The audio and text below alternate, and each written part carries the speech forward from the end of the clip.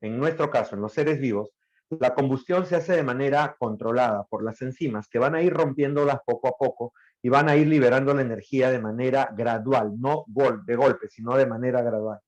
Pero nosotros dijimos que también nosotros podríamos generar luz. También podríamos generar luz, ¿de acuerdo? Entonces díganme, si generamos luz, ¿de acuerdo? La característica es que, ¿cómo se llama a ese proceso en nuestro cuerpo? En los organismos vivos. Nosotros no lo hacemos, porque nosotros básicamente lo controlamos. Pero díganme, ¿cómo generamos, o sea, cómo se llama el proceso en nuestro caso?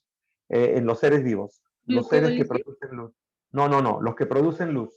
Todavía no llegamos a la glucólisis. Los que producen luz. ¿Se acuerdan? Por ejemplo, ¿qué organismos conocen ustedes que generen luz?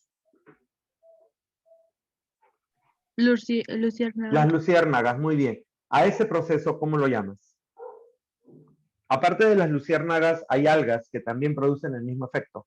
Entonces la pregunta es, a ese proceso, ¿cómo lo llamamos? Es un proceso de respiración celular, lo acepto. Pero ¿qué nombre le damos? ¿Fotólisis? No, no es fotólisis, eso es luz, eso es fotosíntesis. En este caso, le damos el nombre de bioluminiscencia. Es la famosa bioluminiscencia, ¿de acuerdo?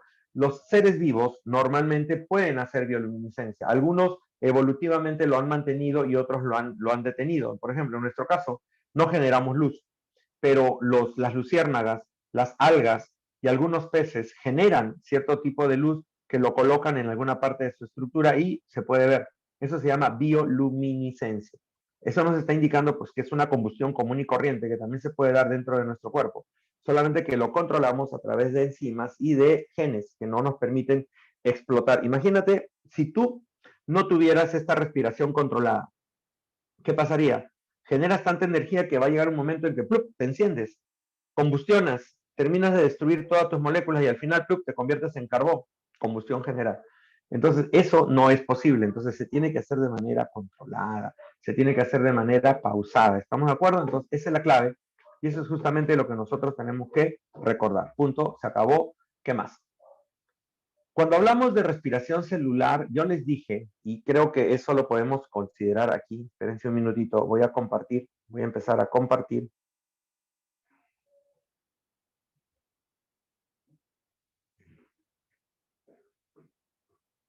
Ya está. Nosotros hicimos la primera parte de respiración celular la semana pasada y hablamos de esto, justamente de esto, a esto quería llegar.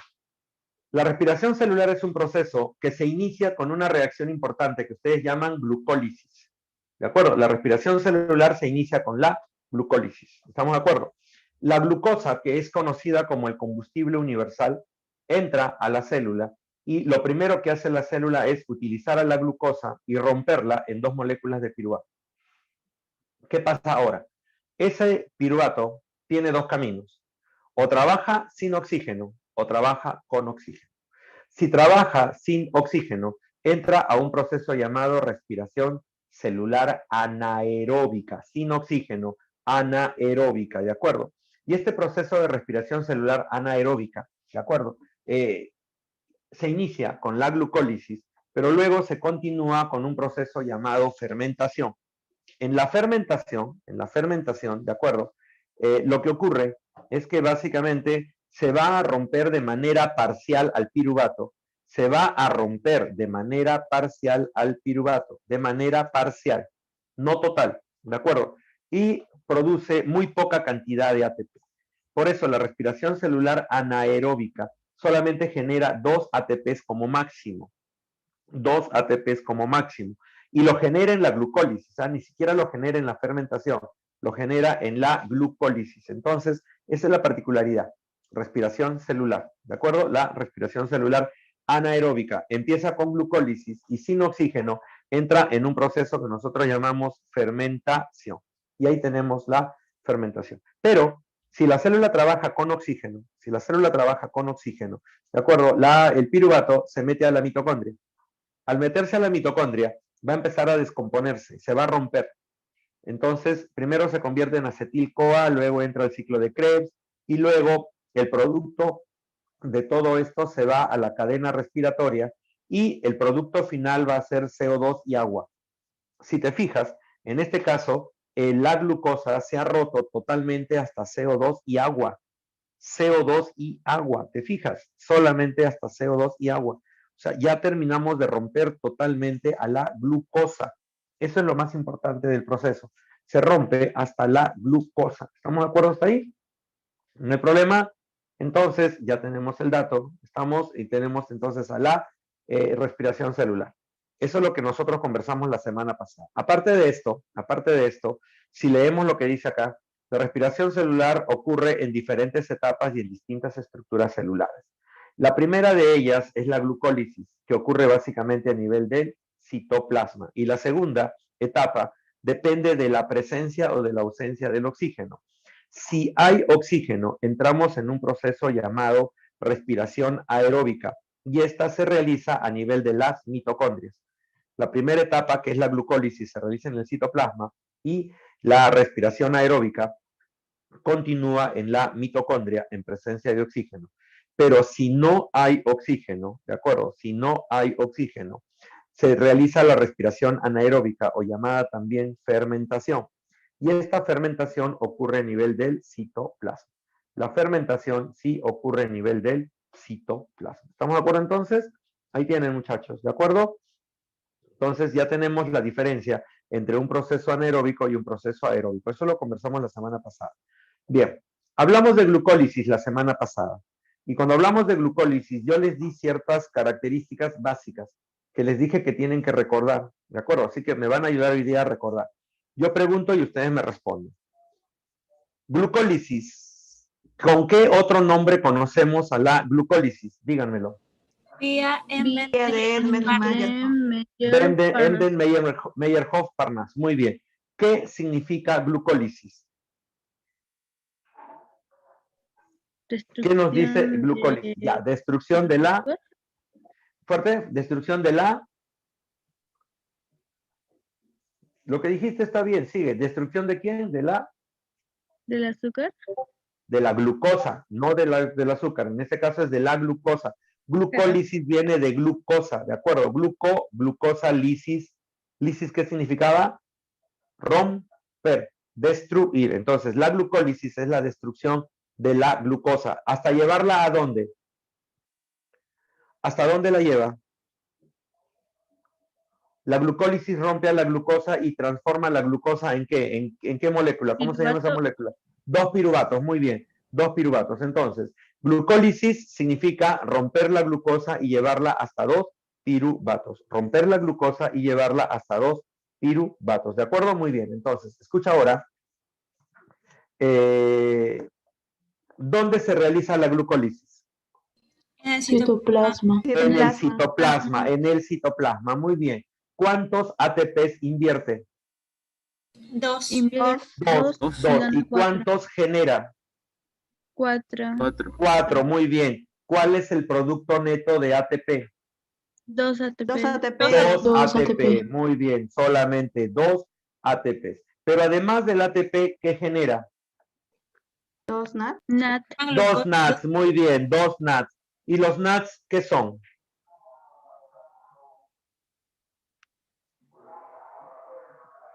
¿Qué son los NATs, muchachos? ¿Quién me ayuda? ¿Para qué sirven los NATs? ¿Qué son los NATs? ¿Son qué? ¿Transportadores? Exacto. Son coenzimas transportadoras de moléculas. Se encargan de transportar electrones o protones hacia otras reacciones. Esa es su función. Se encargan de transportar electrones o protones hacia otras reacciones. Entonces, genera 2 NATs. Otra consulta. ¿La glucólisis depende o no depende del oxígeno? No depende del oxígeno. No depende del oxígeno. O sea, es independiente del oxígeno. ¿Estamos de acuerdo hasta ahí? Entonces, eso es glucólisis, para que no lo olviden. Datos básicos. Glucólisis, llamada también vía Enden-Meyerhof-Parnas. Rompe a la glucosa hasta generar 2 piruvatos. Se realiza en el citoplasma. Invierte 2 ATPs y genera 4, dando como resultado o dando como producto neto 2 ATPs. Es independiente del oxígeno y genera 2 NADs, que son moléculas transportadoras de protones o electrones hacia otra reacción. Punto. Eso es lo que tienen que recordar y tener en su cabeza. Muy bien, acá tienen a la glucólisis. Si ustedes recuerdan, la glucólisis, la primera etapa, las primeras 4 etapas que están viendo ahí, son las etapas en las cuales se gasta el ATP, y en las etapas de abajo son las etapas en las cuales vamos a generar ATP. Primero se gasta y abajo se genera ATP y NAD. Muy bien. Para iniciar la glucólisis, yo sí les mencioné y les dije que eso sí tenían que recordarlo, ¿de acuerdo? Para iniciar la glucólisis, la glucosa se tiene que convertir ¿en qué? Ahí tienen el esquema, solamente síganse de lo que está ahí. Quinasa. En glucosa 6-fosfato, muy bien. ¿Por acción de qué enzima? Exoquinasa. Muy bien, pero la pregunta es, ¿todas las células de tu cuerpo tienen exoquinasa o hay algunas que no la tienen? Es glucoquinasa. ¿Perdón? En el hígado es glucoquinasa. Ah, muy bien, o sea, el 90% de las células de nuestro cuerpo utilizan a la exoquinasa, pero el 10%, que son las células del hígado, utilizan a la glucoquinasa, ¿de acuerdo? El hígado tiene su propia enzima. Hace el mismo proceso, pero tiene su propia enzima, ¿de acuerdo?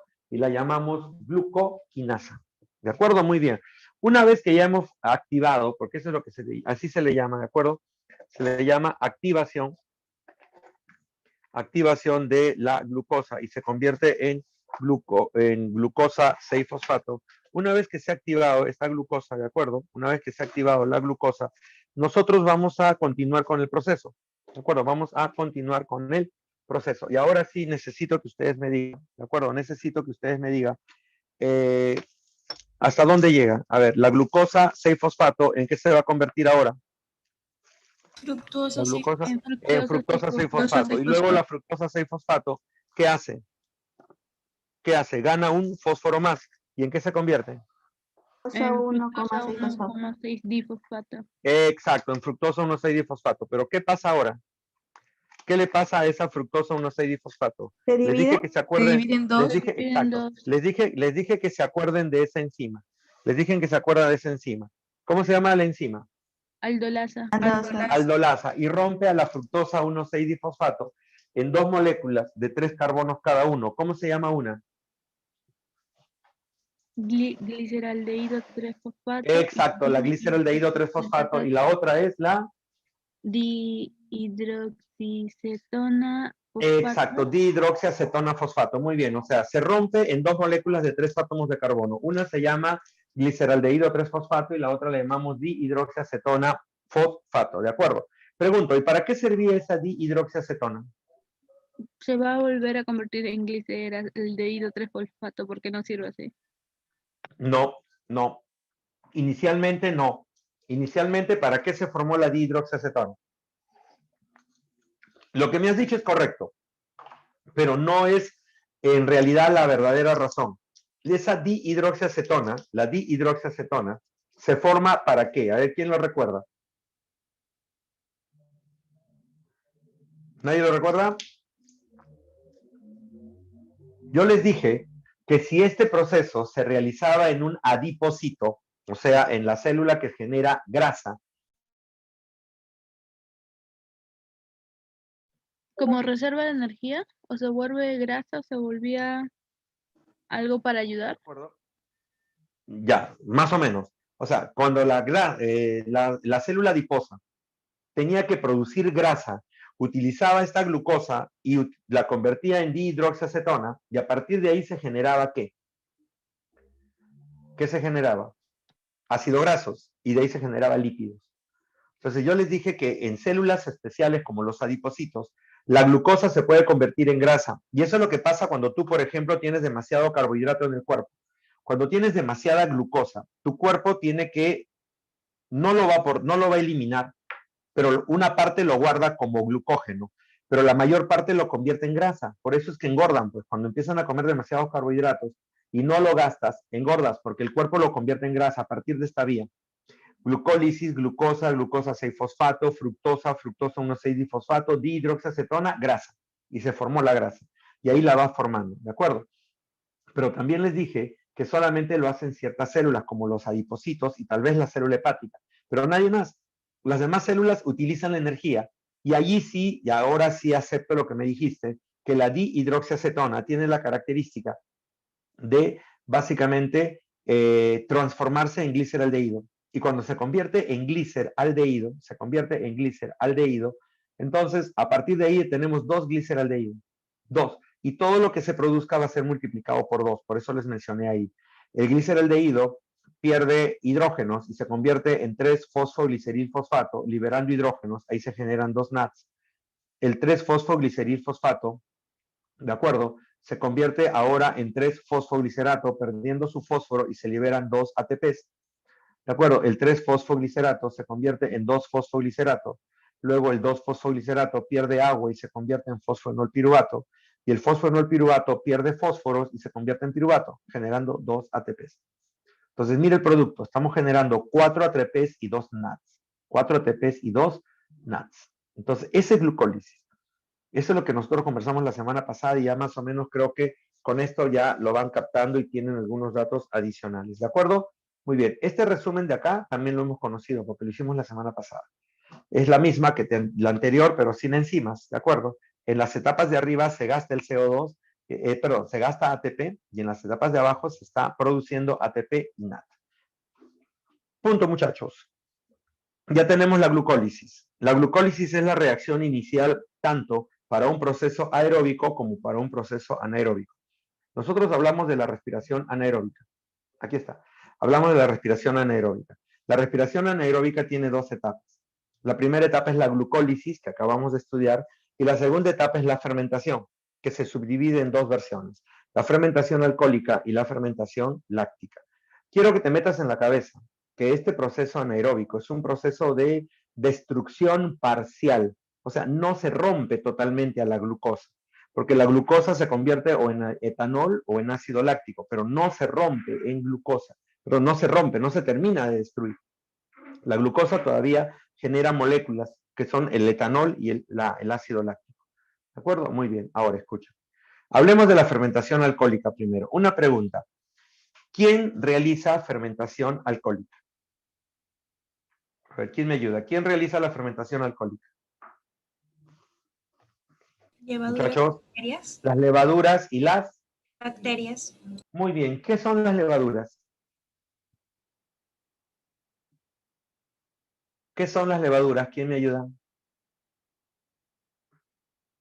¿Qué es una levadura? A ver, ¿quién me ayuda?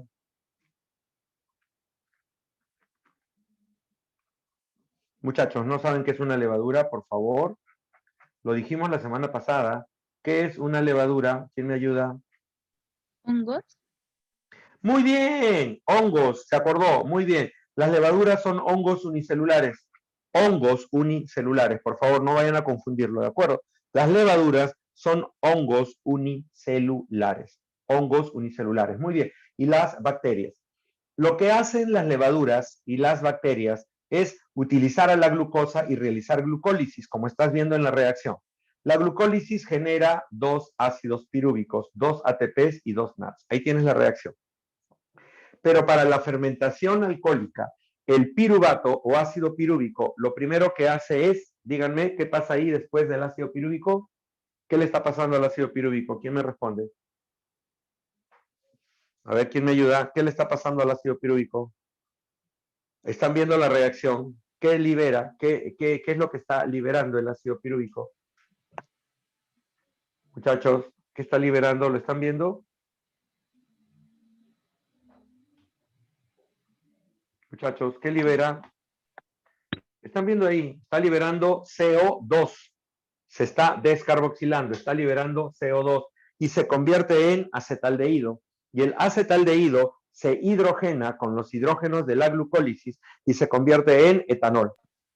O sea, eso es lo que quiero que te metas en la cabeza. La fermentación alcohólica utiliza a la glucólisis, convierte a la glucosa en 2 piruvatos, liberando 2 ATPs y 2 NADs. Pero estos piruvatos, lo primero que hacen es perder carbono, lo pierden en forma de CO2.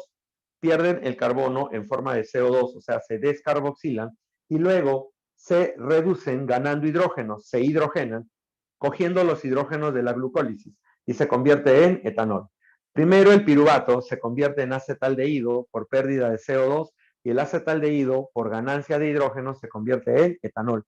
Y hemos formado el alcohol etílico o etanol. Ahora la pregunta es, ¿cuál es el producto? O sea, ¿qué consumimos nosotros que se ha producido por fermentación alcohólica? A ver, díganme, ¿qué Etanol. consumimos nosotros? Ya, es etanol, pero ¿qué consumimos? ¿Cómo se llaman los productos? Ya sabemos que es el etanol, pero ¿dónde lo vemos? ¿Qué consumimos? ¿Quién me ayuda? A ver, ¿quién me ¿En la ayuda? cerveza? Cerveza. La cerveza, muy bien, la cerveza, muy bien, Los muy bien. licores. Ya, pero ¿qué licores? No todos los licores, o sea, no todos. En este caso la cerveza sí. ¿Qué más? Chicha de jora. En la La chicha de jora. jora, muy bien, la El chicha de vino. jora. El En el vino, vino muy bien. también. En el vino, muy bien. En el whisky también. El whisky también lo hacen de esta manera. Pero hay algo que ustedes comen todos los días, constantemente. Les gusta comerlo todos los días, que también se produce por fermentación alcohólica. Pan. El pan, claro. Yo les dije que cuando Panchita. nosotros producimos el pan, a la masa del pan le agregamos levadura y la levadura hace este tipo de fermentación, liberando CO2. Por eso es que la masa duplica su volumen, por el CO2 que se está liberando. Punto. Ahí lo tienes, se acabó. El otro proceso es la fermentación láctica. Ahora viene la pregunta, ¿quién realiza fermentación láctica? Las bacterias. Células musculares. Las bacterias. ¿Y quién más? ¿Quién más? Las neuronas, Las neuronas. Muy bien. ¿Y quién más? miocitos, Miocitos. ¿Qué son los miocitos? una célula del tejido muscular. Células del tejido muscular. Muy bien. Pero ahora les voy a tomar un examen de tejido muscular. ¿Cuántos tipos de tejido muscular tienes en tu cuerpo? 3. 3. ¿Cuáles son? Liso, estriado y Liso, estriado y... Cardíaco. cardíaco. Liso, estriado y cardíaco. Pucha, si ustedes le dicen eso al profesor de anatomía, se sale del internet, se mete a su casa y los ahorca a todos. Al profesor lo van a estresar, lo van a matar al profesor de anatomía si le dicen eso. Yo que lo conozco, peor todavía. Es así, medio, se va a poner, pero los va a matar, definitivamente los va a matar. A ver, ¿quién me da una respuesta mejor? ¿Cuántos tipos de tejido muscular tienes en tu cuerpo?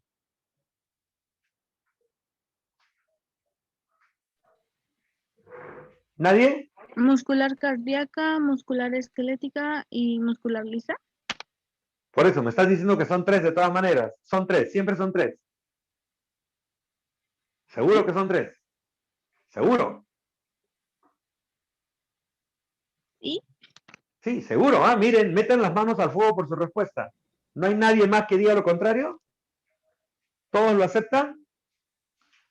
¿Nadie más? ¿Seguro? ¿Seguro? Mire, piensan bien, ¿ah? Ya, les voy a dar la respuesta correcta para que lo piensen. Su compañera, la primera que dio la respuesta, la primera valiente que dio la respuesta, lo sabía, pero a medias. ¿Saben por qué lo sabía a medias? Porque ella dijo primero músculo estriado y músculo liso. Músculo estriado y músculo liso. Y se quedó pensando y dijo después cardíaco. ¿De acuerdo? Entonces, ese es el problema, que ustedes se confunden muchas veces. Nosotros en nuestro cuerpo tenemos 2 tipos de músculo, el músculo estriado y el músculo liso. El estriado es porque presenta sarcómera y las fibras musculares están formando las bandas claras y las bandas oscuras, por eso es que vemos un músculo estriado.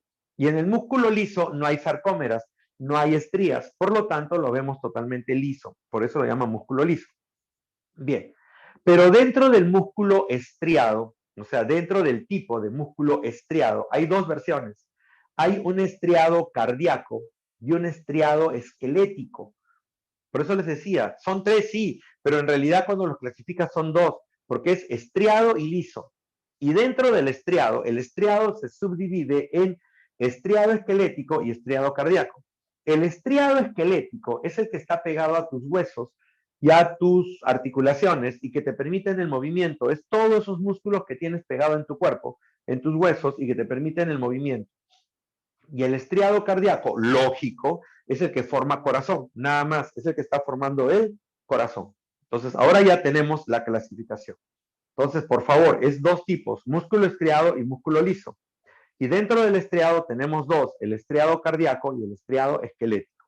El estriado esquelético es el que conoces, tus bíceps, tus tríceps, tus músculos que tienes a nivel de piernas, de brazos, del abdomen, en tu cara, todos los músculos que puedas mover, es estriado esquelético. El cardíaco es tu corazón. Pero ¿dónde encuentro músculo liso? ¿Dónde hay músculo liso, muchachos? En el intestino. Ah, muy bien, en el tubo digestivo, en el intestino. ¿Solo en el intestino? Vejiga. En la vejiga, muy bien, en la vejiga. Y en los conductos que llevan la orina a la vejiga y que sacan la orina de la vejiga, ¿también? ¿Sí o no? ¿Cómo se llama el conducto que lleva la orina del riñón a la vejiga? ¿No lo conocen? Eferente. No, uréter. Y el que saca de la vejiga hacia afuera, la uretra. Uréter y uretra también tienen músculo liso. Ya, entonces ya tenemos tubo digestivo y vías urinarias. ¿Otra? ¿Solamente ahí? La vagina. ¿No hay otro lugar? ¿La qué? ¿La vagina? No. Pero no son las paredes. Bueno, algo así escuché. Las paredes son musculares, pero no es músculo liso. Lo que está más adentro de la vagina, sí. El ¿El útero? el útero, sí. ¿De acuerdo? Muy bien. El útero. ¿Dónde más? ¿Cómo se llama lo que tienes en tus ojos? El músculo que está en tus ojos. El músculo que está en tus ojos. ¿Quién me ayuda? ¿Nadie? Muchachos, músculo de los ojos. ¿Nadie? Músculo de los ojos, muchachos. Músculos orbiculares. La pupila. Claro. Ese que se abre y se cierra cada vez que tienes que la luz llega a tus ojos. La pupila, la que controla, es como un pequeño diafragma que controla la intensidad de luz que llega dentro de los ojos. ¿Estamos de acuerdo? La pupila, lo que se contrae y lo que se dilata. Entonces, ¿vamos de acuerdo? Esos son músculo liso. Bien, ahora la pregunta es, ¿cuál de estos tres músculos, el estriado esquelético, el estriado cardíaco o el liso, tienen fermentación láctica? ¿O los tres lo tienen? A ver, ¿quién me ayuda? ¿Cuál de los tres o los tres lo tienen? Muchachos, no se me queden mudos. A ver, hijos, ¿cuál de los tres lo tienen? ¿O los tres lo tienen? La esquelética. El esquelético. ¿El cardíaco lo tiene o no lo tiene? No, ¿Lo tiene o no? no. ¿Por qué no? A ver, ¿quién me ayuda? ¿Por qué no? Por ser involuntario. En cierto modo, sí, en cierto modo, muy bien. O sea, la cuestión aquí es esta. El único que tiene la capacidad de poder generar ATP en ausencia de oxígeno es el músculo estriado esquelético. El cardíaco y el liso, frente a la falta de oxígeno, simplemente se detienen, no logran moverse. Por eso es que cuando tú tienes un paro cardíaco, es justamente porque al músculo no le está llegando oxígeno. Si nosotros tuviéramos las enzimas para producir este proceso en el corazón, nadie se moriría de un paro cardíaco, porque el corazón sin oxígeno estaría produciendo, aunque sea una poca cantidad de ATP, y esto aunque sea haría latir débilmente al corazón, pero latiría. Pero como no tenemos las enzimas, por lógica no vamos a poder sobrevivir frente a una falta de oxígeno en este proceso. ¿Entiendes lo que te estoy diciendo? Ahora, otro dato para que recuerden y no lo olviden nunca, por favor, otro dato para que recuerden y no lo olviden nunca, es preguntarte, de los tres tipos de músculo que acabas de mencionar, el músculo estriado esquelético, el músculo cardíaco y el músculo liso, ¿cuál de los tres se cansa, se fatiga y te duele cuando se produce demasiada contracción muscular? El ¿Cuál de los tres te duele? Esquelético. El esquelético. Tu corazón empezó a latir más o menos a las 3 semanas de vida intrauterina, o sea, a las 3 semanas que tú estabas viviendo dentro del útero materno, ya el corazón estaba latiendo y hasta ahora no se ha detenido y sigue latiendo constantemente. Tus músculos lisos generalmente están contrayéndose. Claro, su contracción es más lenta, es involuntaria y todo lo que tú quieras, pero se mueve. Tus pupilas se contraen y se relajan en el momento que quieras. Por ejemplo, cuando hay demasiada luz, las pupilas se cierran, produciendo un pequeño agujero por donde entra la luz y se puede mantener así por tiempo indefinido y no te duele, no se cansa, no se fatiga. Entonces, eso es un dato que tienes que recordar muy bien. Entonces, ese es un dato que nosotros vamos a manejar a partir de ahora. La fermentación láctica solamente se da a nivel de músculo estriado esquelético, ¿de acuerdo? Y genera una gran cantidad de, o bueno, no una gran cantidad, pero por lo menos genera ATP que le permite al músculo mantenerse y le permite básicamente funcionar en cierto modo, ¿Estamos de acuerdo ahí? ¿Todos de acuerdo, muchachos? Muy bien. Entonces ya tenemos la fermentación láctica y la fermentación alcohólica. Un dato, muchachos, un dato adicional también. Díganme, ¿qué bacterias realizan fermentación láctica? ¿Qué bacterias realizan fermentación láctica? ¿Quién me ayuda? Bacterias que realizan fermentación láctica. Sí las conocen, son las bacterias de yogurt, el Lactobacillus bulgaricus, que son las que producen el yogurt, ¿de acuerdo? Fermentación láctica, las bacterias del yogurt, ¿de acuerdo? Muy bien. Otro dato importante, muchachos, también. A ver si me escuchas. ¿Qué más te tengo que mencionar de la fermentación? Ya. ¿Cuál es la diferencia entre la fermentación láctica que se realiza en el músculo y la fermentación láctica que se realiza en las neuronas? ¿Quién me da la diferencia entre una fermentación láctica muscular y una fermentación láctica de básicamente las neuronas? Lo mencionamos también esa vez y les dije que había una diferencia que hacía que pasaba ciertas cosas. ¿Quién me ayuda? ¿Lo entendieron? ¿Lo captaron? Para eso sirven estos repasitos, para que ustedes puedan recordarlo. ¿Quién me ayuda? A ver, muchachos. ¿Nadie? ¿No lo recuerda? ¿Para nada? ¿Qué pasaba cuando tu neurona realizaba fermentación láctica? ¿En qué terminaba? Sí lo recuerdan porque se los comenté. ¿Quién me ayuda? ¿En qué terminaba? En la muerte de la neurona. ¿Por qué en la muerte? Porque se acumulaba ácido láctico y la neurona se moría, porque todo el citoplasma se convertía en ácido. Yo les dije que la fermentación láctica en una neurona es un peligro porque lo que hace básicamente es producir eso. Hace producir eso justamente. Mata a la célula porque la célula se vuelve ácida, totalmente ácida. O sea, frente a 10, 15, 20 minutos de fermentación láctica en la neurona se murió porque ya no tiene capacidad de regeneración. En cambio, en el músculo no. En el músculo lo que ocurría era que cuando hay una fermentación láctica, lo que ocurría era un calambre, una contracción muscular muy violenta, muy fuerte, producida justamente por el ácido láctico que se unía a la actina y a la miosina.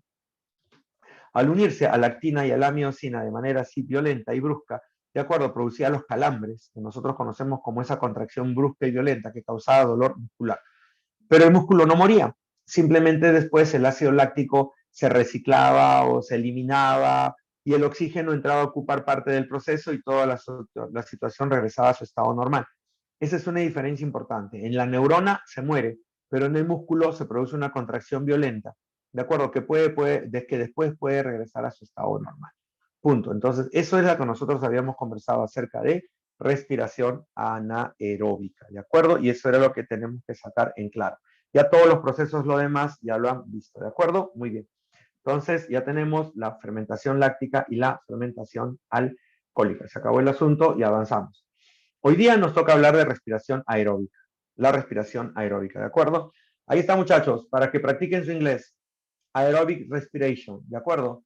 Ahí tienen a la mitocondria, al citoplasma, y quiero que veas el esquema y quiero que te des cuenta bien claramente de lo que está ocurriendo en el esquema, ¿de acuerdo? Quiero que te percates de lo que está ocurriendo en el esquema. Si se fijan, el esquema, ¿en qué empieza? ¿En dónde está empezando el esquema? A ver, empieza hacia el la lado glucólisis? izquierdo. Glucólisis. Exacto, en la glucólisis. ¿Qué ocurría en la glucólisis? La glucosa se rompía y se convertía en piruvato. Piruvato. Ahora, fíjense lo que está pasando. ¿El piruvato a dónde está ingresando? ¿A dónde ingresa el piruvato? ¿A qué organela? La La mitocondria. mitocondria. Exacto. Y dentro de la mitocondria, el piruvato entra directamente a qué reacción? Al Ciclo cítrico. Ciclo ciclo del ácido cítrico. ¿Con qué otro nombre conocemos al ciclo del ácido cítrico? ¿Cuál es el otro nombre del ciclo del ácido cítrico? Ciclo de... Cori. Krebs. No, ciclo de Krebs. Cori ya lo vimos, es en el proceso anaeróbico, esto es aeróbico. Este es el famoso ciclo de Krebs. O sea, estamos viendo el ciclo de Krebs. El piruvato entra al ciclo de Krebs. Y del ciclo de Krebs, ¿qué es lo que está saliendo? Míralo, ¿qué está saliendo del ciclo de Krebs? NAT y NAT. NAT y FAT, ¿de acuerdo? En realidad, lo que está saliendo son hidrógenos. Los hidrógenos que han salido, básicamente, los hidrógenos que han salido de la glucosa, porque eso es básicamente la ruptura de la glucosa, los hidrógenos que han salido de la glucosa van a ser transportados por el NAT y por el FAT hacia la fosforilación oxidativa para formar ATP. ¿De acuerdo? Entonces, eso es lo que vamos a observar. Los hidrógenos de la glucosa van a ser transportados hacia la fosforilación oxidativa y ahí van a generar ATP en grandes cantidades. Por eso dicen que este proceso es un proceso totalmente energético, porque genera más energía que lo que genera la respiración, ¿de acuerdo? La respiración anaeróbica. Genera mucha más energía de lo que genera la respiración anaeróbica. ¿Estamos de acuerdo ahí? Muy bien, muchachos, empezamos entonces. La respiración aeróbica es un proceso que genera mucho más energía que el proceso anaeróbico. A partir de una glucosa vamos a generar aproximadamente 32 ATPs. La característica es que esta respiración se da en dos eventos. Se da uno a nivel de el citoplasma y otro a nivel de las mitocondrias. Uno a nivel del citoplasma y el segundo evento se da a nivel de las mitocondrias. ¿De acuerdo? Muy bien, entonces acá tenemos la mitocondria. Quiero que se ubiquen porque lo vamos a utilizar y vamos a hablar de ella. Entonces, quiero que se ubiquen. La mitocondria es una organela que tiene doble membrana, la membrana externa, pero la membrana interna se mete dentro del espacio interno. El espacio interno se llama matriz y las proyecciones de la membrana se llaman crestas mitocondriales. Crestas mitocondriales. Entonces, la membrana interna genera las crestas mitocondriales. Estas crestas mitocondriales tienen en su estructura una serie de proteínas llamadas citocromos y tienen una proteína que es la ATP sintetasa o la ATP sintasa, que es la que genera ATP. Entonces, más o menos, quiero que se ubiquen, esta es la mitocondria. Membrana externa, la membrana interna forma las crestas, estás viendo ahí esos dedos que se están metiendo, son las crestas, y el espacio interno es la matriz. ¿De acuerdo? Ahí dentro vamos a encontrar en proteínas como los citocromos y vamos a encontrar una enzima llamada ATP sintetasa o ATP sintasa. Esta es la estructura de la mitocondria. Ahora, empezamos con esto. Váyanse grabando esto porque se los voy a preguntar a cada rato y así vamos a ir progresando en la formación de la respiración celular. Vamos. Respiración celular aeróbica. Respiración celular aeróbica, ¿de acuerdo? Depende del, respóndanme, está en la diapositiva. La respiración celular aeróbica depende del oxígeno. Muy bien. Una glucosa genera 32 32 ATP. ATP. 32 ATPs. Con lanzaderas puede llegar hasta 36 o 38 ATP. 36 o 38 ATPs. Ya, déjenlo ahí. Hasta ahí llegamos. Depende del oxígeno, una glucosa genera 32 ATPs y con lanzaderas puede llegar hasta 36 o 38 ATPs. Muy bien, ahora, normalmente la respiración celular aeróbica ocurre en el citoplasma y en la mitocondria. Citoplasma y mitocondria, cuando hablamos de célula eucariota. Pero ocurre en el citoplasma y en los mesosomas cuando hablamos de célula procariota. En el citoplasma y en los mesosomas cuando hablamos de célula procariota. ¿Estamos de acuerdo? Entonces, recuérdenlo, Si hablamos de célula eucariota, es citoplasma y mitocondrias. Si hablamos de una bacteria, es en el citoplasma y en los mesosomas. Mesosomas ya lo saben porque lo hemos trabajado. Bien. La respiración celular aeróbica tiene dos etapas. Una primera etapa es la que se da en el citoplasma, por eso lo llaman etapa citoplasmática. Y algunos libros lo llaman etapa citosólica. ¿De acuerdo? ¿Qué reacción ocurre ahí? Glucólisis. Ahí ocurre la glucólisis. ¿De acuerdo? Y la segunda etapa es la etapa mitocondrial. En la etapa mitocondrial, como ya te la mencioné, la mitocondria tiene dos zonas, la matriz y las crestas. En la matriz ocurre las dos primeras reacciones, que son la formación del acetil-CoA y el ciclo de Krebs. Y en la cresta misma, ocurre la cadena respiratoria y la fosforilación oxidativa. Cadena respiratoria y fosforilación oxidativa. Entonces, esto es lo que quiero que te metas en la cabeza. La respiración celular aeróbica tiene dos etapas. Primera etapa citoplasmática, donde se realiza la glucólisis. La segunda etapa mitocondrial. Una parte se realiza en la matriz y la segunda parte se realiza en la cresta. A nivel de matriz tenemos la formación del acetil-CoA y el ciclo de Krebs, y a nivel de la cresta, la cadena respiratoria y la fosforilación oxidativa. ¿De acuerdo? Muy bien, entonces empezamos. O bueno, continuamos. Primera etapa, citoplasmática. Primera etapa, citoplasmática. Primera reacción, glucólisis. Primera reacción, glucólisis. ¿Qué produce? Produce 2 ATPs, 2 NADs y 2 piruvatos. 2 ATPs, 2 NADs y 2 piruvatos. Eso es glucólisis. Todas esas 9 etapas que habíamos conversado anteriormente, incluso ahora en el repaso, todo eso se resume en esto. La glucólisis es la ruptura de la glucosa en 2 ATPs, 2 NADs y 2 piruvatos. Si miras el esquema de la derecha, tienes a la glucosa. La glucosa se convierte en fructosa 1,6-difosfato, gastando 2 ATPs. Esta fructosa se rompe en 2 gliceraldehídos y a partir de ahí se generan 2 NADs y 4 ATPs y generas 2 piruvatos. Ahí tienes la de característica. Pero como has gastado 2 ATPs y has generado 4, el producto neto solamente es 4 ATPs. 4 ATPs. Creo que estamos de acuerdo hasta ahí. No hay problema, punto. Entonces ahí tenemos a la etapa citoplasmática, la glucólisis. ¿De acuerdo? La glucólisis. A ver, hasta ahí sí me ayudan. Pregunto.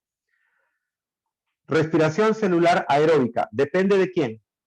Del El oxígeno. oxígeno. Una glucosa genera 32 32 ATP. ATP. con lanzaderas, 36 38 ATP. ATP.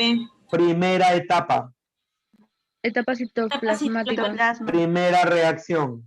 Glucosa. Glucólisis. ¿Qué usa la glucólisis? La glucosa. Glucosa. Para generar ¿qué? Fructosa. ATP. 6P. ¿Sigue? Después Utiliza la viene glucosa para generar ¿qué? Dime, ¿qué fructosa, genera la glucólisis? 2 ATP. 2 ATPs, 2 NAD y 2 piruvatos. 2 NADs y 2 piruvatos. Muy bien, para generar 2 ATPs, 2 NADs y 2 piruvatos. Hasta ahí ya tienen que ir recordando, porque así lo vamos a ir terminando hasta el final. Les voy a volver a preguntar todo de corrido y me lo van a tener que decir, así que vayan grabándoselo, ¿de acuerdo? La glucólisis utiliza la glucosa y genera 2 ATPs, 2 NADs y 2 piruvatos. Muy bien, 2 ATPs, 2 NADs y 2 piruvatos. Acabó. Muy bien, ahora mira. En presencia de oxígeno, escúchame bien, en presencia de oxígeno, el piruvato entra a la etapa mitocondrial, o sea, entra a la mitocondria. ¿A dónde? A la matriz mitocondrial. El piruvato se mete a la matriz mitocondrial, ¿de acuerdo? Y una vez que se ha metido el piruvato en la matriz mitocondrial, la pregunta es, ¿qué le pasa al piruvato en la matriz mitocondrial? ¿Qué le ocurre al piruvato en la matriz mitocondrial? Bien, lo primero que le ocurre es que pierde carbonos. Pierde carbonos en forma de CO2. ¿De acuerdo? El piruvato pierde carbonos en forma de CO2. Y también pierde hidrógenos, porque el NAD viene y le quita hidrógenos. O sea, ¿qué le pasa al piruvato en la matriz mitocondrial? Pierde carbonos y pierde hidrógenos. Pierde carbonos y pierde hidrógenos. ¿Y en qué se convierte? Se convierte en acetilo. El piruvato se convierte en acetilo. ¿Vamos de acuerdo? ¿Qué le pasa al piruvato en la matriz mitocondrial? Pierde carbonos y pierde hidrógenos y se convierte en acetilo.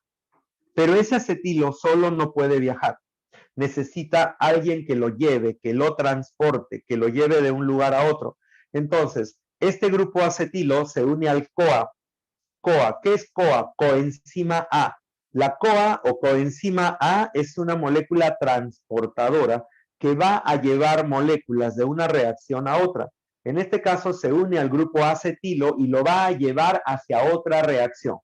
Ya saben que la otra reacción es el ciclo de Krebs. O sea, va a llevar el grupo acetilo hacia el ciclo de Krebs. Esa es la característica y eso es lo que va a pasar. ¿Estamos de acuerdo? Bien. Datos así adicionales. Cuando el piruvato pierde CO2, el proceso se llama descarboxilación. Y cuando pierde hidrógeno se le llama deshidrogenación. Te doy el término, no vaya a ser que por ahí te lo escriban y tú me digas, pero profe, eso no lo sabía, ahora lo sabes. Cuando pierdes CO2 se le llama descarboxilación. Y cuando pierdes hidrógeno se le llama deshidrogenación. Entonces, hemos formado el acetil-CoA. Hemos formado el acetil-CoA. Entonces, ahora nos vamos de frente hasta aquí. A ver si me ayudan. Yo lo voy a hacer y ustedes me siguen y a ver si lo podemos trabajar. ¿De acuerdo? La respiración celular aeróbica depende del oxígeno. Una glucosa genera 32 ATP. 32 ATPs. Con lanzaderas puede llegar hasta 38 TPs. 16 o 38 ATPs. Primera etapa. Citoplasmática. Primera reacción. Glucólisis. ¿Qué utiliza? A la Glucosa. genera 2 ATPs, 2 NAD y 2 Piruvatos. Muy bien, genera 2 ATPs, 2 NAD y 2 piruvatos. Estos piruvatos, en presencia de oxígeno, ¿a dónde se meten? A la mitocondria. A la mitocondria. ¿A qué parte de la mitocondria? Está en la diapositiva, todavía la pueden ver. ¿A qué parte de la mitocondria? A la matriz, a la matriz. ¿Y qué le pasa al piruvato en la matriz? Pierde carbonos y pierde hidrógenos. ¿Y en qué se convierte? En acetil. En acetilo, muy bien. Pero este acetilo no puede continuar su viaje solo. Tiene que acompañarlo alguien. ¿Quién lo acompaña? Coenzima. El CoA. Y cuando se unen, ¿qué forman? El acetil-CoA. Muy bien. Hemos llegado a formar el acetil-CoA. Hasta ahí hemos llegado a formar el acetil-CoA. Ahora escúchenme. Esto es un comentario adicional que tengo que hacerle de todas maneras. Normalmente nosotros siempre pensamos que la única forma de producir energía es a partir de los carbohidratos. Cualquier carbohidrato que tú te comas o cualquier carbohidrato que tú consumas, eso lo hablamos la semana pasada, les dije que ese carbohidrato, ¿de acuerdo?, dentro de tu cuerpo se va a convertir únicamente en glucosa. Cualquier carbohidrato se convierte en glucosa y es la glucosa la que sale de la producción de energía. ¿De acuerdo? Es la glucosa que ¿de acuerdo? Es la glucosa que básicamente vamos a tener para generar energía. Pero ahora viene la pregunta, y esto quiero que me ayuden ustedes también. Sobre todo las chicas, que son más expertas en esto que los muchachos. Y cuando tú haces dieta, se supone que la dieta, ustedes ya me entienden, es cuando dejas de comer. La chica deja de comer porque quiere bajar de peso. Pero ¿qué es lo primero que le quitas a tu alimentación cuando quieres bajar de peso? ¿Qué es lo que no comes? ¿Lípidos? No, lípidos, o sea, mira lo que me estás diciendo. O sea, tú dejas de comer lípidos, o sea, tu dieta, tú todos los días tomas aceite, comes mantequilla y comes grasa todos los días. O sea, ¿esa es tu dieta diaria? ¿Carbohidratos? Ah, muy bien, ahora sí lo entiendo. Ustedes dejan de comer carbohidratos. Cuando ustedes empiezan una dieta, lo primero que hacen es básicamente dejar de comer pan, no comen arroz, no comen papa, no comen yuca, no comen camote, no comen canchita, dejan de echarle azúcar a su café o a su té y tratan de comer lo menos, o sea, de tomar la menor cantidad de gaseosas y no de comer nada de harinas, ni de galletas, ni de dulces, ni de chocolate. Bien, ¿por qué? Porque todo eso tiene carbohidratos. Entonces, como tú no le estás dando carbohidratos a tu cuerpo, por lógica, ¿qué va a pasar con tu cuerpo? Como no tiene carbohidratos, pero necesita tener energía, ¿de acuerdo? No tienes carbohidratos porque no le estás dando de comer, pero necesitas mantenerte vivo, necesitas tener energía. Recuerda que tú debes tener glucosa circulando por tu sangre. Entonces, si no le das carbohidratos, ¿de dónde saca glucosa el cuerpo? ¿De dónde sacará nueva glucosa? Piénsenlo, piénsenlo, ¿de dónde? Las proteínas y lípidos que consume. Ah, muy bien, no solamente de lo que consumes. Generalmente cuando tú haces dieta y no comes, ya no le das carbohidratos a tu cuerpo, entonces tu cuerpo va a echar mano de las grasas que tú tienes en tu cuerpo. El tejido adiposo, que es lo que generalmente pues te hace ver gorda o te hace ver más redondita, entonces, o gordo también, porque a los chicos también le pasa lo mismo, ¿de acuerdo? Entonces, ¿qué pasa? Nosotros vamos a empezar a utilizar a los lípidos, vamos a empezar a usar a las grasas, ¿de acuerdo? Entonces, ahí es donde viene el proceso que te tengo que mencionar ahora, ¿de acuerdo? Ahí es justamente donde viene este proceso que te tengo que mencionar ahora. Cuando tú usas a las grasas están formadas por ácidos grasos y alcohol. Ácidos grasos y alcohol. Cuando tú empiezas a usar a las grasas, lo primero que vas a hacer es sacar a las grasas, vas a destruir a las grasas, ¿de acuerdo? Entonces, esas grasas van a romperse en ácido graso y alcohol. Esas grasas se van a romper en ácido graso y alcohol. El alcohol es como un carbohidrato. El alcohol tiene la misma estructura que un carbohidrato. Entonces, lo único que le va a pasar al alcohol es que se va a convertir pues en glucosa y luego en ácido pirúvico y luego en acetil-CoA. Por ahí no hay problema. Pero las grasas son grandes cadenas carbonadas, tienen grandes cantidades de carbono. Un ácido graso puede tener 20, 30, 50 carbonos en su estructura. ¿De acuerdo? Entonces, ¿qué es lo que va a pasar? ¿Qué es lo que va a ocurrir? Nosotros cogemos a estos ácidos grasos y lo mandamos al hígado y el hígado realiza un proceso llamado de beta oxidación. La beta oxidación va rompiendo al ácido graso, lo va separando y va generando acetil-CoA.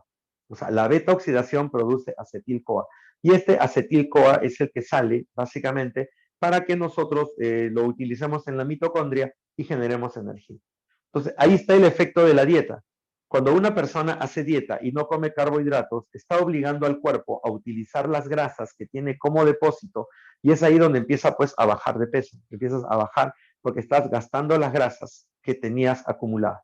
¿De acuerdo? Ahora, esto también tiene que ver con la actividad, tiene que ver con una dieta más sana, porque no solamente es dejar de comer, sino que hay que darle también ciertas moléculas para subsistir. En algunos casos se les pasa la mano, como por ejemplo cuando hablamos de la bulimia o de la anorexia. La bulimia o la anorexia es básicamente ya problemas psicológicos, donde la persona deja de comer o come y vomita. Deja de comer o come y vomita. Entonces, cuando ocurre esto, el cuerpo ya no tiene energía. Entonces, lo primero que hace es empezar a gastar los lípidos. Pero cuando ya no hay grasas que gastar, echa mano ¿de quién? De las proteínas. Y ahí viene el último efecto, de las proteínas. Cuando tú, por ejemplo, empiezas a desgastar a las proteínas, empiezas a perder masa muscular. ¿De acuerdo? Para desgastar a las proteínas, tienes que romper a la proteína y liberarle el aminoácido. Y el aminoácido tienes que quitarle el grupo amino. Y cuando le quitas el grupo amino, el esqueleto que queda se convierte en piruvato, y luego en acetil-CoA. Y el acetil-CoA entra a producir energía. Entonces, ya te di el camino. El acetil-CoA es la vía final para generar energía a partir de carbohidratos, lípidos y proteínas. ¿Estamos de acuerdo? Entonces, los carbohidratos entran como piruvato y acetil-CoA, los ácidos grasos entran por la beta oxidación generando acetil-CoA y las proteínas le quitan el grupo amino y el esqueleto de carbono se convierte en acetil-CoA que entra a producir energía. Entonces ya tienen el dato y ahí les van a preguntar alguna vez, ¿cómo es posible que generes energía de una grasa o de una proteína? Ya te la conté. Entra como acetil-CoA a la producción de energía. Y ahora te voy a dar el dato adicional. Aquí estamos viendo la misma reacción igualita. El piruvato lo primero que hace es perder carbonos y perder hidrógenos y se convierte en acetilo. y luego se une al CoA generando el acetil-CoA. ¿De acuerdo? Ahora, ¿para qué sirve el acetil-CoA? ¿Cuál es la utilidad del acetil-CoA? ¿Para qué está? El acetil-CoA sirve para iniciar un ciclo importante dentro de la mitocondria, el llamado ciclo del ácido cítrico, ciclo de Krebs o ciclo de los ácidos tricarboxílicos. Para eso me sirve el acetil-CoA. El acetil-CoA viene al ciclo de Krebs y se une al oxalacetato, iniciando el ciclo. El acetil-CoA se une al oxalacetato e inicia el ciclo, formando una primera molécula que es el citrato. Entonces, para eso sirve el acetil-CoA. El acetil-CoA se une al oxalacetato y genera ácido cítrico, la primera reacción del ciclo de Krebs. O sea, en otras palabras, es la que inicia el ciclo de Krebs. Sin acetil-CoA no puedes iniciar el ciclo de Krebs. Entonces, si te vas dando cuenta, las proteínas, los carbohidratos y los lípidos pueden generar energía en el ciclo de Krebs porque ingresan como acetil-CoA. Ingresan como acetil-CoA. Creo que estamos de acuerdo hasta ahí. Muy bien. Entonces, aquí está. Esta es la reacción. Y quiero que la observes bien. ¿eh? No te asustes porque no te piden todo el ciclo, pero por lo menos lo entiendes. El ciclo de Krebs se inicia cuando el acetil-CoA se une al oxalacetato y genera citrato. Este citrato se convierte en isocitrato. El isocitrato pierde hidrógenos y pierde carbono y se convierte en alfa-cetoglutarato. El alfa-cetoglutarato pierde carbonos y pierde hidrógenos y se convierte en succinil-CoA. El succinil-CoA genera ATP de manera indirecta, porque lo primero que hace es generar GTP y luego genera ATP. ¿De acuerdo? Pero genera ATP de manera indirecta y se convierte en succinato. El succinato pierde hidrógenos y se convierte en fumarato. El fumarato se convierte perdiendo agua en malato.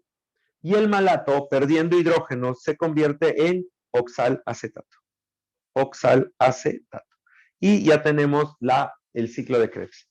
Entonces, lo importante aquí es entender algo. El acetil-CoA, si lo ven, si se acuerdan, el acetil-CoA viene del piruvato.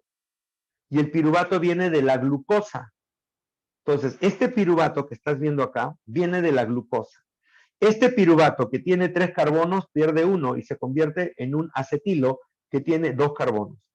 Ese acetilo que tiene 2 carbonos se une al acetil-CoA para iniciar el ciclo de Krebs e inicia el ciclo de Krebs. Y el acetilo entra al ciclo de Krebs con sus 2 hidrógenos, perdón, con sus 2 carbonos. Con sus 2 carbonos. Entonces, cuando empieza el ciclo, mira, este citrato se empieza a descomponer, va perdiendo hidrógenos y va perdiendo CO2 y regenera al oxalacetato. Va perdiendo hidrógenos, va perdiendo CO2 y regenera al oxalacetato. Entonces, esa es la función. El ciclo de Krebs tiene la función de destruir completamente a la glucosa, liberando los últimos carbonos de la glucosa que quedan. El acetil-CoA tiene 2 carbonos que son de la glucosa. Entra al ciclo de Krebs y acá se libera. Y ahí estás viendo. Quiero que fijen, quiero que se observe, por favor, y quiero ver si me pueden entender. Veamos acá. Esta es la misma reacción, es la misma, ¿de acuerdo? Solamente que acá los llaman ácidos. El acetil-CoA se une al ácido oxalacético y genera ácido cítrico. El ácido cítrico se convierte en ácido isocítrico. El ácido isocítrico en ácido alfa-cetoglutárico, luego en el succinil-CoA, en el succinato, en el ácido fumárico, en el ácido málico y nuevamente ácido oxalacético. Se cerró el ciclo. Pero ¿para qué me sirve este cuadrito? Quiero que me digas cuántos CO2 y cuántos hidrógenos se están liberando acá. ¿Cuántos CO2 y cuántos hidrógenos se están liberando acá? Puedes contarlo porque está en la diapositiva. Por eso te lo estoy preguntando. 2 CO2. 2 2 CO2. CO2, muy bien. 2 CO2. ¿Y cuántos hidrógenos? 4. Cuéntame el total. 4. ¿Seguro? Anda contando. A ver quién me da una respuesta. ¿Cuántos? Ya me dijeron los CO2. Los CO2 ya lo sabemos, son 2. Pero ¿cuántos hidrógenos? A ver, ¿quién me ayuda? 6. A ver, ¿seguro? 8. 8, ¿seguro? ¿Hay más o hay menos? ¿Quién me ayuda? A ver, ¿quién dice, profe, son tantos? Yo sé porque lo he contado. ¿Cuántos?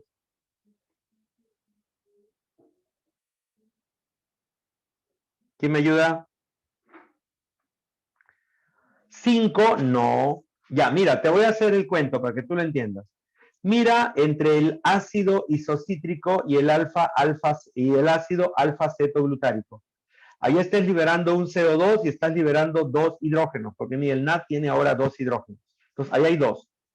Entre ácido alfa-cetoglutárico y succinil-CoA estás liberando 2 más, hasta ahí van 4. Cuando el succínico se convierte en fumárico, está liberando 2 más, ya son 6. Y cuando el málico se convierte en ácido oxalacético o oxalacético, oxalacético, ¿de acuerdo? Estamos también liberando otros 2 más y entonces estamos teniendo 8 hidrógenos. Entonces, el ciclo de Krebs rompe totalmente al acetil-CoA, produciendo 2 CO2, 8 hidrógenos y acuérdense que acá también habíamos dicho que se libera un ATP. De manera indirecta, pero se libera. Entonces, ¿cuál sería el producto del ciclo de Krebs, muchachos? El producto del ciclo de Krebs. Por cada acetil-CoA que ingrese al ciclo de Krebs, se generan 2 CO2, un GTP y 8 hidrógenos. 2 CO2, un GTP. Ese GTP se va a convertir en ATP. O sea, puedes considerarlo como un ATP. Entonces, mira, 2 CO2, un GTP y 8 hidrógenos. ¿De acuerdo? Estos 8 hidrógenos van a tener que ser transportados desde la matriz hacia la cresta mitocondrial. ¿Quién los lleva? Los lleva 3 NADs y un FAT. Cada NAD se encarga de llevar 2 ATPs, entonces 3 por 2 son 6, más los 2 hidrógenos del FAT, ahí están los 8 hidrógenos. ¿Estamos de acuerdo? Entonces, ahí tienes 3 NAD, un FAT, un ATP y 2 CO2. Estos son llevados hacia la cadena o la cresta mitocondrial, donde está la cadena transportadora de electrones o la cadena respiratoria. ¿Hasta ahí? ¿Me entendieron? ¿Cogieron la idea? Mira, voy a hacer la secuencia hasta llegar acá. Voy a hacer la secuencia hasta llegar aquí.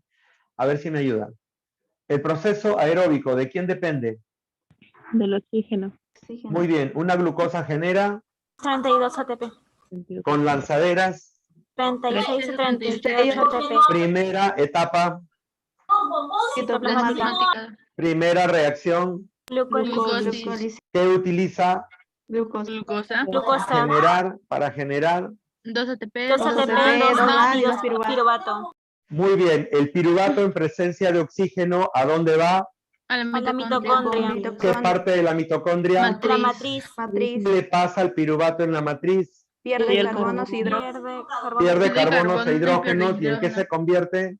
En acetilo. En acetilo. En acetilo. Pero el acetilo, para continuar su viaje, ¿con quién se une? Coenzima. Con el CoA, generando el. Acetil-CoA. Acetil-CoA. ¿Para qué me sirve el acetil-CoA? Para iniciar el Ciclo de Krebs. Ciclo de Krebs. ciclo de Krebs, uniéndose ¿a quién?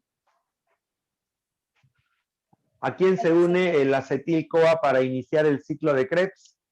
El acetato. Al oxalacetato. Se une al oxalacetato y genera la unión del acetil-CoA con el oxalacetato. ¿Qué genera? Citrato. Citrato, muy bien. Ahora, ¿qué le pasa al citrato en el ciclo de Krebs? ¿Se va? ¿Qué le pasa?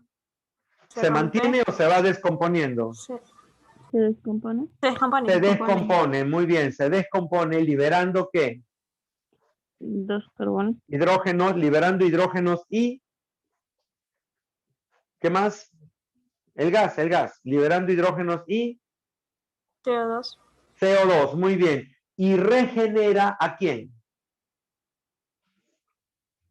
¿A quién regenera todo este proceso?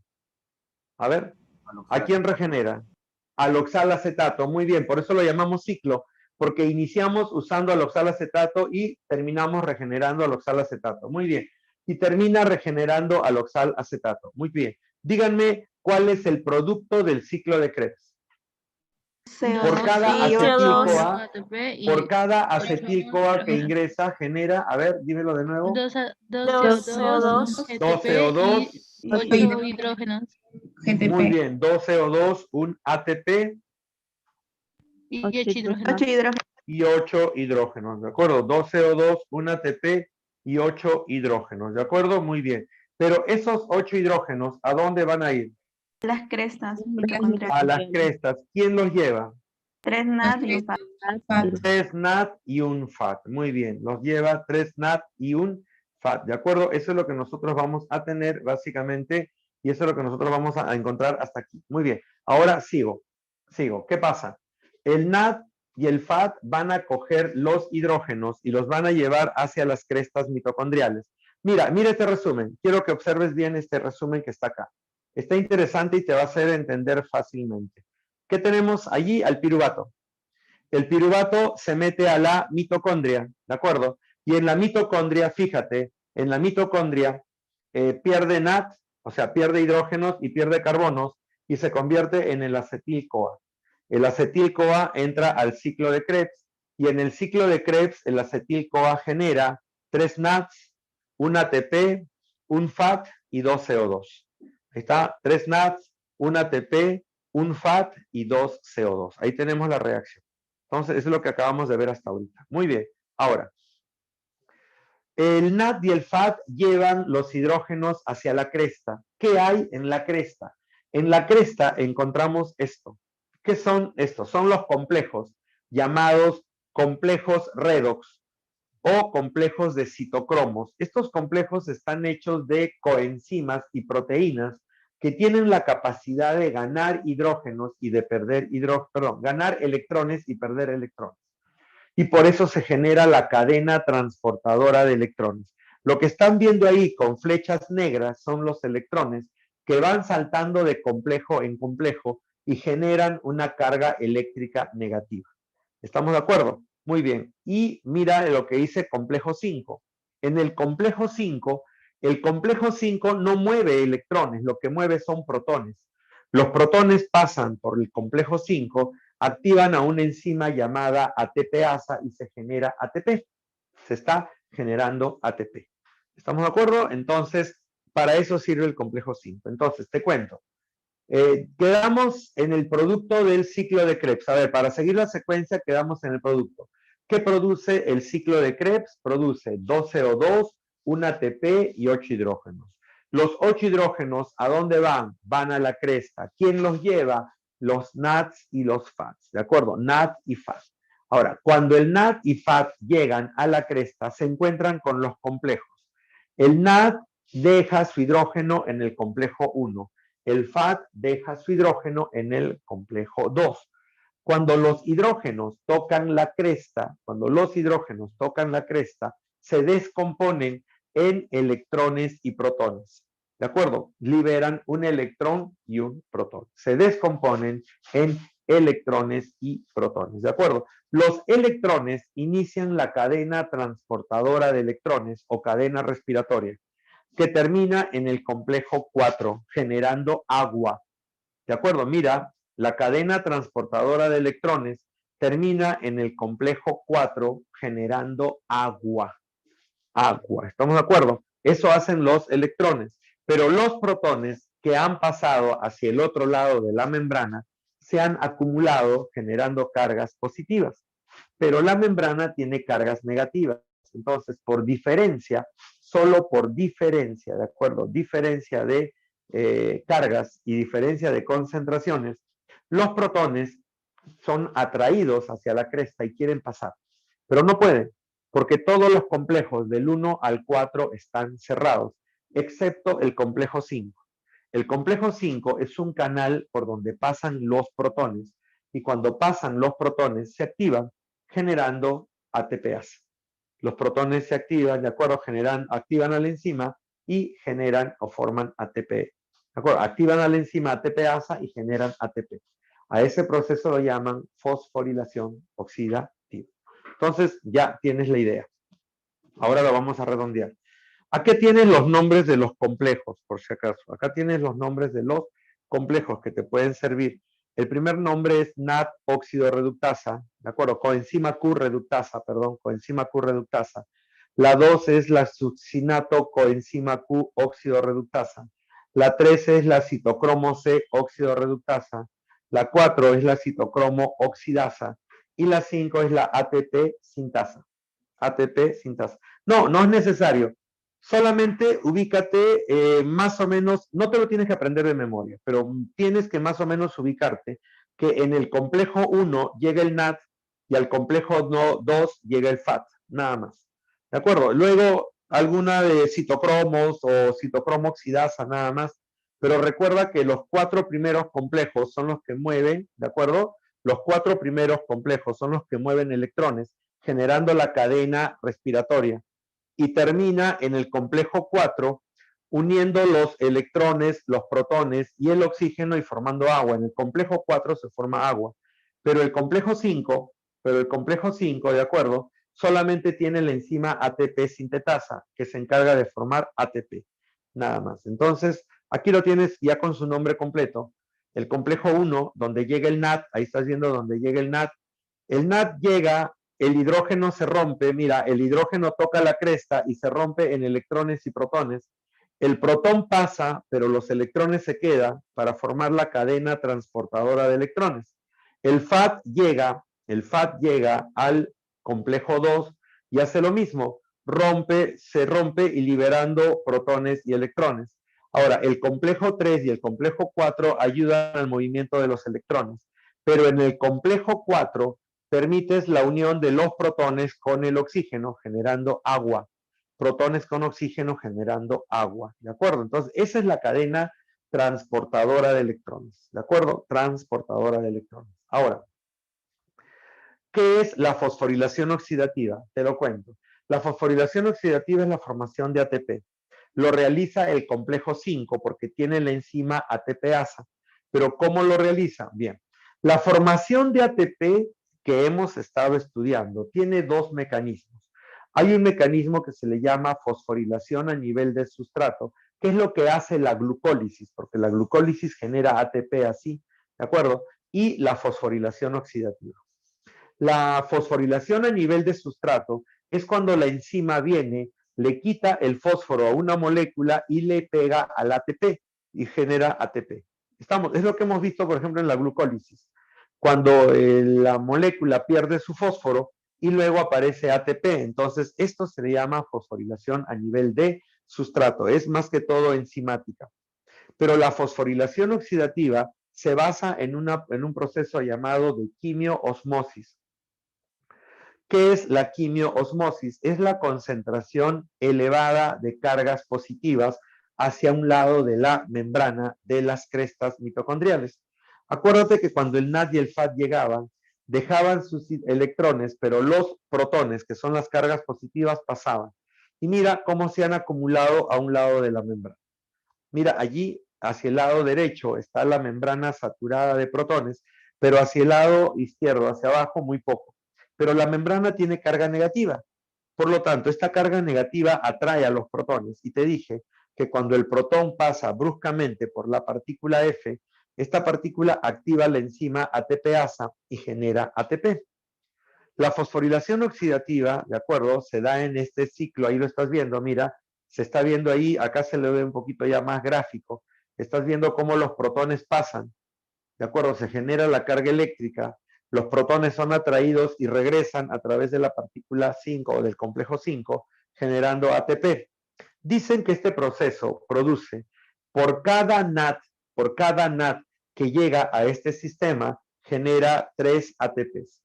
Y por cada FAT que llega a este sistema, genera 2 ATPs. Genera 2 ATPs. Entonces, hemos formado ATP. Ya hemos llegado a la formación de ATP y hemos terminado el proceso aeróbico. Falta una parte, pero ahorita la quiero repasar y quiero que tú me ayudes, ¿de acuerdo? Vamos a hacer la última parte y después completar todo. Nos quedamos en el ciclo de Krebs, ¿se acuerdan? ¿Sí? Muy bien. El ciclo de Krebs se inicia con la unión del oxalacetato con el acetil-CoA. El acetil-CoA se une al oxalacetato y genera citrato. ¿Qué le pasa al citrato en el ciclo de Krebs? Se va descomponiendo liberando ¿qué? Hidrógenos y CO2. ¿Y a quién regenera? Regenera al oxalacetato. El ácido cítrico empieza a descomponerse, liberando hidrógenos y carbono y regenera al oxalacetato. ¿Cuál es el producto del ciclo de Krebs? 2 CO2, 1 ATP y 8 hidrógenos. ¿Qué pasa con estos hidrógenos? Los hidrógenos tienen que ir a la cresta mitocondrial. ¿Transportados por quién? Transportados por el NAT y por el FAT. ¿Cuántos NATs? 3. ¿Cuántos FATs? 1. Cuando el NAT y el FAT se mueven hacia la cresta mitocondrial, ¿qué encuentran en las crestas? Complejos citocrómicos o complejos de citocromos. 5 complejos. 5 complejos. El NAT, ¿dónde deja su hidrógeno? En el complejo 1. El FAT, ¿dónde deja su hidrógeno? En el complejo 2. ¿De acuerdo? Entonces, cuando los hidrógenos tocan la cresta, ¿qué le ocurre? Se descomponen en electrones y protones. Los electrones generan la cadena respiratoria y los protones se acumulan a un lado de la membrana. Los electrones generan la cadena respiratoria que termina en el complejo 4, formando agua, utilizando el oxígeno y formando agua. Los protones que quedaron hacia un lado de la membrana son atraídos por la membrana que tiene carga negativa, pero solamente encuentran el complejo 5 abierto para atravesar la membrana. Al atravesar la membrana, activan a la enzima ATPasa y la ATPasa forma ATP y hemos generado ATP. Por cada NAT que llega al sistema, hemos generado 3 ATPs y por cada FAT, un ATP. ¿De acuerdo? No, perdón, 2 ATPs. Por cada FAT, 2 ATPs. Entonces, voy a la recapitulación desde el principio. A ver si me pueden seguir y terminamos con esto bien armadito. Proceso aeróbico. ¿De quién depende? El oxígeno. El oxígeno. Una glucosa genera 32 ATP. con lanzaderas. 32 ATP. Primera etapa. Vida plasmática. Primera etapa citoplasmática. Primera reacción. Glucosis. Glucólisis. ¿Qué utiliza? Glucosa. Para generar 2 ATPs, 2 NAT y NADs, 2 2 piruvatos. 2 piruvatos. ATPs y 2 NADs. Muy bien, de acuerdo. 2 ATPs y 2 NADs y 2 piruvatos. El piruvato en presencia de oxígeno, ¿a dónde va? A la mitocondria. A la mitocondria. ¿A qué parte? Matriz. A la matriz. ¿Qué le pasa al piruvato en la matriz? Pierde Pierde carbono y hidrógeno. En acetil. Pierde carbono, si pierde hidrógenos, ¿y en qué se convierte? En acetil. El acetilo. El acetilo, para continuar su viaje, ¿a quién se une? Con la coenzima 2. Al CoA, Coenzima para generar el Acetil-CoA. que me sirve para iniciar el Ciclo de ciclo de Krebs, uniéndose al oxalacetato. oxalacetato y generando el citrato. Muy bien, generando el citrato. ¿Qué le pasa al citrato en el ciclo de Krebs? Se va descomponiendo y regenera ¿a quién? Oxalacetato. Exacto, regenera el oxalacetato. ¿Cuál es el producto del ciclo de Krebs? 2 CO2, 1 ATP y 8 hidrógenos. Muy bien, 2 CO2, 1 ATP y 8 hidrógenos. ¿Cuál es el destino de los 8 hidrógenos? Las crestas Las mitocondriales. crestas. ¿Quién los lleva hacia las crestas? 3 NAT y un FAT. Muy bien, 3 NAT y un FAT. Cuando los NAT y los FAT llegan a la cresta, ¿a quién encuentran? A los complejos citocrómicos o a los complejos de citocromos. Muy bien. ¿En cuál complejo deja su hidrógeno el NAT? En el 1. Uno. En el 1. ¿Y en cuál complejo deja su hidrógeno el FAT? Complejo 2. Complejo 2. En el 2. ¿Qué pasa cuando los hidrógenos tocan la cresta? Descompone. ¿Se descomponen en qué? Electrones y Protones. protones. Muy bien. ¿Qué pasa con los protones? ¿Se quedan o atraviesan la membrana? Atraviesa. Atraviesan la membrana. ¿Y qué hacen los electrones? ¿Qué producen? La, Au- no, ¿qué producen? La cadena, Respiratoria. Redox. la cadena respiratoria, que produce al final agua. agua, muy bien, Agua. que produce al final agua. Pero esa membrana tiene carga negativa y atrae ¿a quién? A las cargas Positiva. Positiva. positivas, pero las cargas positivas, o sea, los protones, solamente van a poder regresar a través de ¿qué complejo? 5. Del complejo 5, que contiene una enzima. ¿Cómo se llama? ¿Cómo se llama la enzima? ATPasa. ATPasa, muy bien, que es activada ¿por quién? Por los Protones. protones, muy bien. Y cuando se activa, ¿qué forma? ATP. ATP. Por cada NAT que ha llegado al sistema y ha generado todo lo que hemos dicho ahorita, ¿cuántos ATP se genera? 3 ATP. 3. Y por cada FAT, 2 Dos. ATP. 2 ATPs. Y terminamos la respiración. ¿Se dan cuenta? ¿Se dan cuenta que ya hay una secuencia y que ustedes, si la van aprendiendo, la van a seguir y la van a llegar hasta el final? ¿Te das cuenta? O sea, eso es respiración celular. Y ya puedes decir que ya más o menos lo estás manejando. Una vez más, y a ver si lo hacemos más rápido. Y conforme van haciéndolo, lo van aprendiendo más y se les va grabando más. Respiración aeróbica, ¿de quién depende? Del oxígeno. Una glucosa genera 32 32. 32 con ATP. lanzaderas. 36 38 ATP. Ya, muy bien. Primera etapa. Citoplasmático. Citoplasmático. Primera reacción. Glucólisis. Glucólisis. ¿Qué usa? Glucosa. Glucosa. Para generar 2 2 ATP, ATP, 2 dos NAD y 2 NAD. piruvatos. Y 2 piruvatos. el piruvato en presencia de oxígeno. ¿A dónde va? A la mitocondria. La mitocondria. A la mitocondria. ¿A qué parte? Matriz. Muy bien. ¿Qué le pasa al piruvato en la matriz? Pierde carbono y pierde hidrógeno. Hidrógeno. Convierte en Acetilo. el acetilo se une al CoA. CoA para iniciar el Ciclo de ciclo de Krebs, uniéndose a quién? Al oxalacetato y generando citrato. Muy bien. ¿Qué le pasa al citrato en el ciclo de Krebs? Se descompone. Se descompone y regenera a quién? Oxalacetato. Ya, ¿cuál es el producto del ciclo de Krebs? 2 CO2, 1 ATP y 8 2 hidrógeno. CO2, Los 8 hidrógenos, los 8 hidrógenos, ¿a dónde van? Las crestas A la mitocondriales. Transportados por quién? Del NAD y Por el NAD y el FAT. Muy bien. Cuando el NAD y el FAT llegan a la cresta, ¿qué encuentran? Los complejos. Complejos. Muy bien. Los complejos de citocromo. Muy bien. ¿En cuál complejo deja el NAD su hidrógeno? complejo 1, El complejo ¿Y en 1. cuál complejo deja el FAT? complejo 2, 2. En el 2. ¿Qué le pasa cuando los hidrógenos tocan la cresta? descompone Descompone. ¿Qué? ¿Se descomponen en qué? electrones y protones protones. y electrones. Electrones y protones, muy bien. Los protones pasan la membrana, pero los electrones generan ¿qué?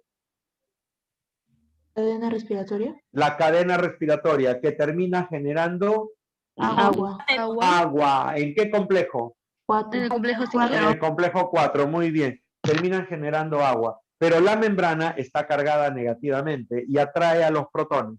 Los protones quieren regresar, pero solamente encuentran un complejo abierto. ¿Cuál es? 5 El complejo 5, que tiene una enzima. ¿Cómo se llama? ATPasa. ATP. Que es activada por quién? Es Protones. activada por qué? Por los protones. ¿Y qué forma? ATP.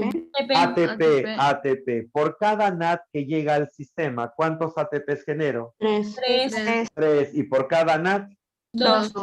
2. ¿Se dieron cuenta?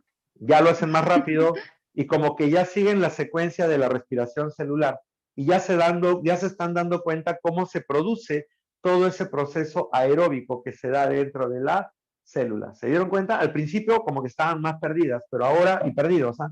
Pero ahora como que ya me siguen la secuencia y ya entienden y ya saben hacia dónde estamos yendo cuando preguntamos este proceso. Creo que ahora sí, ¿ya lo entienden? Voy a avanzar un poquito más, vamos a avanzar un poquito más y después vamos a hacer un último repaso y lo vamos a dejar para la próxima semana que les voy a seguir preguntando más acerca de esto. Ahora, yo les dije que nosotros sabemos, por ejemplo, que después del proceso hay un proceso adicional que se llama lanzaderas. Lanzaderas que en inglés lo llaman shoot o shootle, como lo quieran pronunciar. Bien. ¿Qué significa esto? ¿Qué significa o para qué sirve este shoot o lanzaderas? Te cuento. Si tú recuerdas Si tú recuerdas, hoy día lo hemos estado repasando también con ustedes y lo hemos hecho ahorita. La primera etapa es citoplasmática y la segunda etapa es la mitocondrial. ¿Se acuerdan? Ya. En la primera etapa citoplasmática ocurre la glucólisis. Y en la glucólisis, si ustedes recuerdan, la glucosa se convierte en 2 piruvatos, NAD y ATP, o sea, 2 ATPs y 2 NADs y 2 piruvatos. El ATP es energía. Los piruvatos se metieron a la mitocondria. Pero los NADs de la glucólisis, ¿qué pasó con ellos? ¿Se quedaron ahí? Claro, no pueden entrar a la mitocondria, no pueden porque están afuera. Entonces no los contamos como producción de energía. Pero después se descubrió que estos NADs sí pueden entrar a la mitocondria y lo hacen a través de estos sistemas que se le llama lanzadera glicerol fosfato y lanzadera malato aspartato. ¿De acuerdo? Empezamos con la de abajo, con la lanzadera malato aspartato. La lanzadera malato aspartato es muy activa en células del hígado, corazón y pulmón. Escuchen bien, ¿eh? La lanzadera malato aspartato es muy activa en células del hígado, corazón y pulmón. Lo que hacen, mira, aquí está, lo estás observando, utilizan los NADs que ha producido la glucólisis y mediante este ciclo que estás viendo ahí, que es un ciclo pequeño llamado malato aspartato, meten el NAD dentro de la mitocondria. Y si se dan cuenta, lo que está generando es NAD. La malato aspartato coge 2 NADs del citoplasma y mete 2 NADs dentro de la mitocondria. 2 NADs. ¿Estamos? Entonces, ahora escúchanos. Si hemos dicho que el proceso genera 32 ATPs y yo estoy metiendo 2 NADs más, ¿cuántos ATPs genera cada NAD en la cadena respiratoria? 34. No, ahorita. ¿Cuánto? Lo que hemos dicho, por cada NAD en la cadena respiratoria, ¿cuántos ATPs genera? 32. 3. ¿Se acuerdan que eran 3? Por cada NAD eras 3 y por cada FAT es 2. ¿Se acuerdan? En la cadena respiratoria. ¿Sí? Lo regreso, acá está. Sí. Eso es lo que hemos dicho acá. Por cada NAD se genera 3 y por cada FAT se genera 2. Ya, entonces, si yo tenía 32 y he metido 2 NADs más, cada NAD me va a dar ¿cuántos ATPs? 3. Entonces, si tengo 2, serían 6 ATPs más. 32 más 6, ¿cuánto suma? 38. Por eso es que llegamos a 38 ATPs si la célula trabaja con la lanzadera malato aspartato, donde esta lanzadera es muy activa en el hígado, en el corazón y en el pulmón. ¿Queda claro? Pero, la lanzadera glicerol fosfato es otra. La lanzadera glicerol fosfato utiliza los NADs, escúchame bien, utiliza los NADs de la glucólisis y los mete dentro de la mitocondria. Pero mira lo que está generando. No genera NADs, genera FAT. ¿De acuerdo? Coge los NADs del citoplasma, pero lo que genera dentro es FAT. Por lo tanto, está generando 2 FATs. Ya, pues saca tu línea. Si cada FAT te genera 2 ATPs, ¿cuántos ATPs más tendrás? 4. Más los 32 que ya se supone que tenías, ¿cuánto has sumado? 36. 36. Por eso cuando iniciamos nuestra práctica que hemos estado haciendo, yo les decía, el proceso aeróbico depende del oxígeno. Una glucosa genera 32 ATPs, pero con lanzaderas puede llegar a 36 o a 38. Entonces, ahora ya entiendes, cuando trabaja con la glicerol fosfato llega a 36 y cuando llega a malato aspartato llega hasta 38 ATPs. ¿Estamos de acuerdo hasta ahí? Entonces, esas son las lanzaderas, las que ayudan a generar un ATP adicional de energía. Lo único que falta es hacer este balance, que lo vamos a saber la próxima semana, y aquí está justamente lo que les he dicho. Si trabajas con la lanzadera malato aspartato, generas 38, y si trabajas con la glicerol fosfato, generas 36. ¿Por qué? Porque estás metiendo NAD y FAT dentro de la célula. Solamente faltaría esto que lo vamos a ver tranquilamente la próxima semana porque tengo que repasarles, ¿de acuerdo? Y estaríamos terminando todo el proceso. Ya hoy día tengo la satisfacción de que por lo menos me han seguido con la respiración aeróbica, ya me pueden seguir, ya siguen la secuencia. Repásenla y la próxima semana de todas maneras se los voy a preguntar a todos, igual como hemos hecho hoy día, igual como si fuera una oración, así van a seguir hasta el final completando el proceso aeróbico. Bien, muchachos, Gracias por su participación. Han estado